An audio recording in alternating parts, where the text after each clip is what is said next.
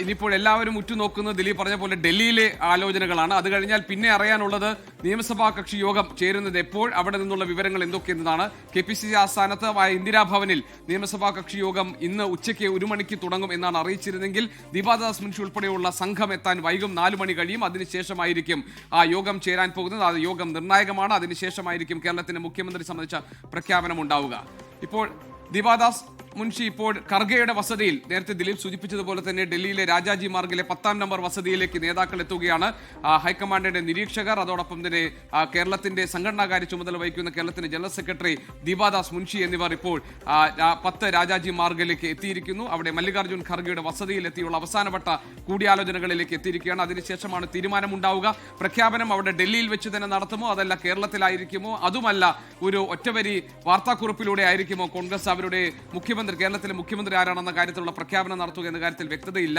ഏതായാലും KC വേണുഗോപാലിനെ വസതിയിൽ വിളിച്ചു വരുത്തി രാഹുൽ ഗാന്ധി നടത്തിയ ചർച്ച അനുനയത്തിന്റെ ഭാഗമായിട്ടാണ് എന്നൊക്കെയുള്ള സൂചനകൾ പുറത്തു വരുന്നുണ്ട്. അങ്ങനെയാണെങ്കിൽ അദ്ദേഹത്തിന് മറ്റെന്ത് പദവിയാണ് നൽകാൻ ഉദ്ദേശിക്കുന്നത്, അദ്ദേഹത്തിന്റെ ആവശ്യം നിരാകരിക്കപ്പെടുകയാണെങ്കിൽ അതിനെ ഏത് തരത്തിലാണ് കോമ്പൻസേറ്റ് ചെയ്യാൻ പോകുന്നത് എന്ന കാര്യങ്ങളിലൊക്കെയുള്ള സംശയങ്ങൾ നിലനിൽക്കുകയാണ്. ഖർഗെയുടെ വസതിയിൽ നിന്നുള്ള ദൃശ്യങ്ങളാണ് കാണുന്നത്. ദിലീപ്, അതെ, ഇത് എങ്ങനെയായിരിക്കും ഈ പ്രശ്നം പരിഹരിക്കുക, എന്തായിരിക്കും കോൺഗ്രസ് ഹൈക്കമാൻഡ് വെച്ചിട്ടുള്ള ഫോർമുല എന്നറിയാനായി കാത്തിരിക്കുകയാണ് കേരളത്തെ സംബന്ധിച്ച്, വോട്ടർമാരെ സംബന്ധിച്ച് ഇതൊന്നും ഒരു വിഷയമല്ല. പക്ഷേ കോൺഗ്രസ് ഒരു മുഖ്യമന്ത്രിയെ, ഒരു നേതാവിനെ പ്രഖ്യാപിക്കുക എന്നതാണ് കേരളം കാത്തിരിക്കുന്നത്. ഇതാ കേരളത്തിന്റെ ചുമതലയുള്ള കേരളത്തിലേക്ക് ഹൈക്കമാൻഡ് നിരീക്ഷകനായി അയച്ച മുകുൾ വാസ്നിക്ക്, അജയ് മാക്കൻ ഇപ്പോൾ ഇതാ മല്ലികാർജ്ജുൻ ഖർഗെയുടെ വസതിയിൽ എത്തിയിരിക്കുന്നു.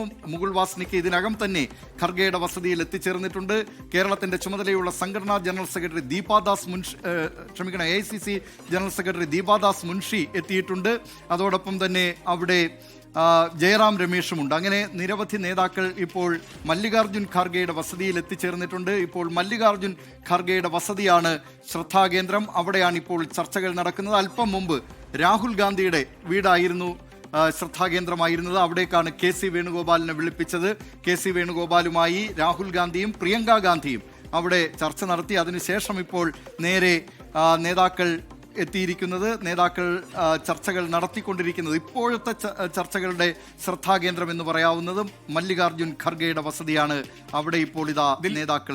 നമുക്ക് കേരളത്തിലെ ഒരു ചിത്രം കൂടി കൊടുക്കാം. VD സതീശൻ അദ്ദേഹത്തിന്റെ ആലുവ ദേശത്തെ വസതിയിൽ നിന്ന് അദ്ദേഹം തലസ്ഥാനത്തേക്ക് തിരുവനന്തപുരത്തേക്ക് പുറപ്പെട്ടിട്ടുണ്ട്. അദ്ദേഹം യാത്രാമധ്യയാണുള്ളത്. അദ്ദേഹത്തിന്റെ മകൾ ആ വാഹനത്തിൽ ഉണ്ടായിരുന്നു. ഇനി രമേശ് ചെന്നിത്തലയുടെ വസതിക്ക് മുന്നിൽ പ്രവർത്തകരും നേതാക്കളും ഒക്കെ എത്തിയിരുന്നു. അവിടെ അവരും ഒരു ആഘോഷത്തിന്റെ ഒക്കെ ഫോമിലാണ് നിൽക്കുന്നത്. അതിലേക്ക് പോകുന്നതിന് മുമ്പ് ഗോപികൃഷ്ണൻ ഇന്ന് രാവിലെ VD സതീശന്റെ വീട്ടിൽ പോയിരുന്നല്ലോ. VD സതീശനെ കാണുകയും ചെയ്തിരുന്നു. എന്തായിരുന്നു അദ്ദേഹത്തിന്റെ ഒരു ശരീരഭാഷ?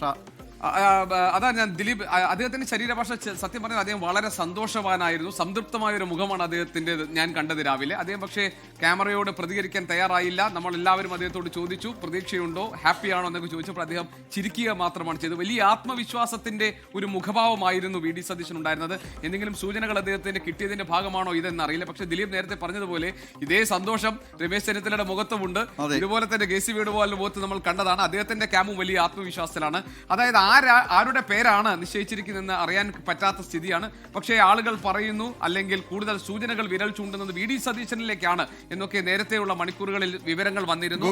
നമുക്ക് നേരെ തിരുവനന്തപുരത്തെ ഇന്ദിരാഭവനിൽ, KPCC ആസ്ഥാനമായ ഇന്ദിരാഭവനിലാണ്. അവിടേക്കും പ്രവർത്തകരും നേതാക്കളും ഒക്കെ വന്നുകൊണ്ടിരിക്കുന്നത്. ഇന്നലെയും നേതാക്കളും പ്രവർത്തകരും ഒക്കെ ധാരാളമായി അവിടേക്ക് എത്തിയിരുന്നു.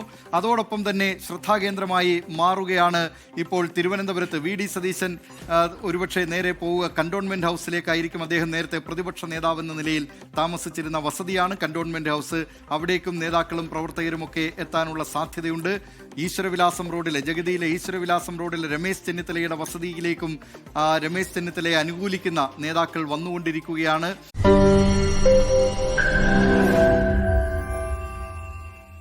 ലോകത്തെവിടെയായാലും ഏത് സമയത്തും 24 വാർത്തകളും ഓഗ്മെന്റഡ് റിയാലിറ്റി പാക്കേജുകളും എക്സ്പ്ലെയിനറുകളും വിശദമായി കാണാൻ ഞങ്ങളുടെ YouTube ചാനൽ നിങ്ങൾക്ക് സബ്സ്ക്രൈബ് ചെയ്യാം.